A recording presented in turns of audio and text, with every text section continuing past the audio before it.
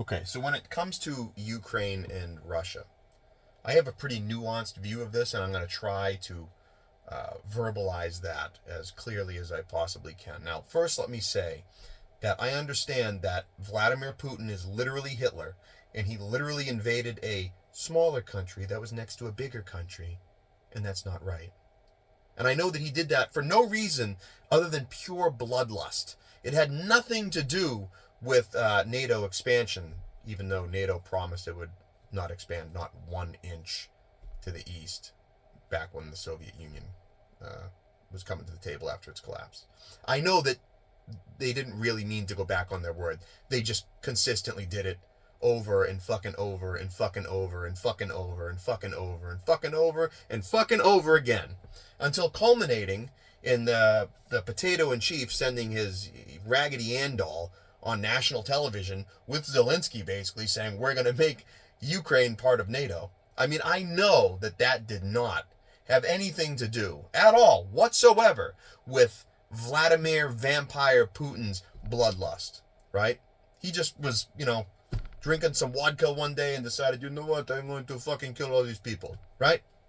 And I'm sure that our involvement in it is purely on the up and up, right? We're not trying to bolster our arms industry, dump our excess leftover military weaponry from the last 20 years of war, and then at the same point in time stimulate that weapons economy. We're not trying to do that.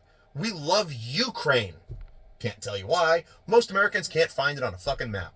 But we just love Ukraine so much because it's a democracy, even though their president hasn't been elected, even though their president acts like a fucking thug, right? Breaking up the Ukrainian Orthodox Church, beating and torturing priests. That's perfectly fine. I'm sure they deserved it. They were probably named Vladimir. If they would have just been named Vladimir, it would have been a totally different story. It would be acceptable. Maybe they should change the crosses on the Ukrainian Orthodox churches to the crescent, because then people would care, because you can't pick on those people. That would make you a dictator. Right? Right. Now, people who live in this country, you're so tightly wrapped in the blanket of freedom and security provided by fucking animals. You really have no idea. You really have no fucking concept of what actual warfare is really like, what the toll on the ground to human beings actually looks like. You have no fucking clue. Yet here you are on the sidelines after 20 years of failed war, cheering to prolong another one. So open-minded. I mean, just so open-minded. Virtue signal, baby. Let everyone know that you're better than everyone else because you stand with my Ukraine. And it's the same nonsense with fucking Israel and Gaza. It's the same fucking nonsense. I have news for you. It's none of our fucking business. That's my best Joe Biden impression. It's not our problem. It's not, look, do I sympathize with the Israelis for what they're going through? Sure. Do I sympathize with the Gazans for what they're going through? Absolutely. Absolutely I do. Anytime any kid anywhere is killed by adults who can't seem to get along, that's a problem. But it's not our problem. We have kids here that are being mistreated, that we're not dealing with. We have problems here in this country that we need to deal with that we're not dealing with. Israel, Gaza, fucking Palestine, Ukraine, Uganda, Rwanda. Last I checked, those are not states within the Union. So they should be taking a back seat to all our problems here. Before we even look at those problems, all of our problems here should be 100% solved. 100%. And then maybe we can look at helping out other people. But not until then.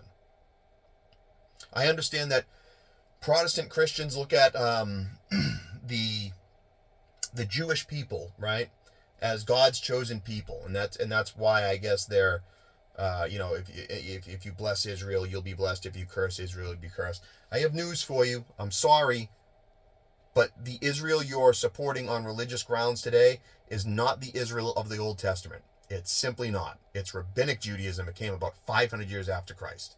It's more based on the Talmud than it is on Torah. That's just the reality of it. Now, that doesn't mean we shouldn't support decent people when we can, but you're off base there, okay? Most of Israel is pretty secular. It's not really a religious state. So if you're supporting a non-religious state on religious grounds, I don't really understand what you're doing, especially when there's a lot of Christian Gazans okay? In, I don't know, Nazareth, where Christ was, right? Which, yeah, it's Israeli territory. I get it. I know it is. I'm not trying to fight that fight because it's going to get everyone off base. All right. The point is, there's a lot of Christians who live in Gaza who are being crushed between two millstones, and nobody cares. Just like when the Christians were wiped out in Syria, just like when the Christians are wiped out in Iraq.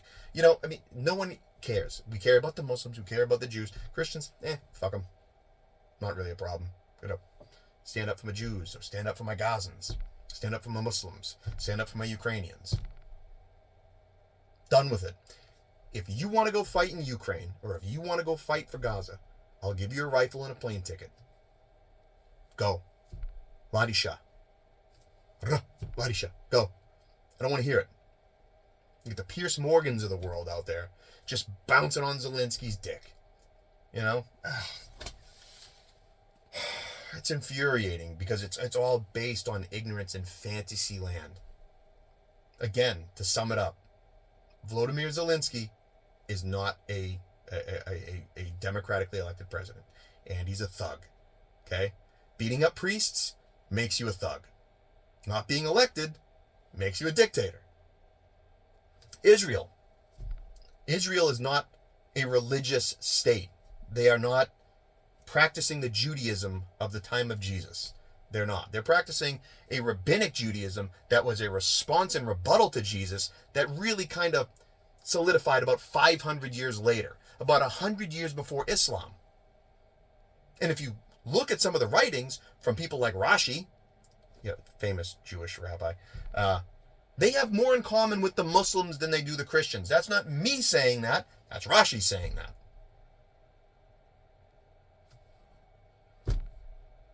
We don't have a dog in any of these fights, is my point. If we had a dog in any fight, it would maybe be, because we're supposedly a Christian nation, it would maybe be safeguarding the Christians. But we don't do that. No, we safeguard other people. And this turned out to be a longer rant than I expected. Sorry about that.